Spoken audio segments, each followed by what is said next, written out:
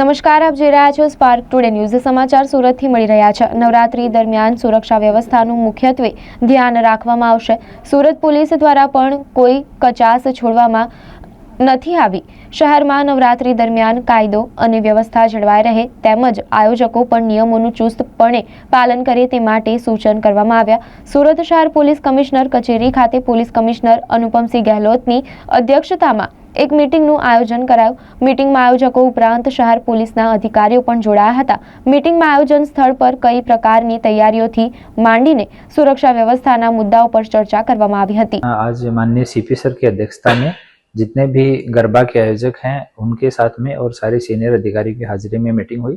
तो आयोजकों की तरफ से जो शंकाएं थी, परमिशंस को लेके, मैनेजमेंट को लेके जो सवाल थे उनके संबंध में चर्चा हुई और सभी को डिटेल में बताया गया है कि डूज एंड डोंट्स के बारे में, सिक्योरिटी के बारे में, सेफ्टी के बारे में, जो परमिशंस लेनी है उन सब के बारे में चर्चा हुई.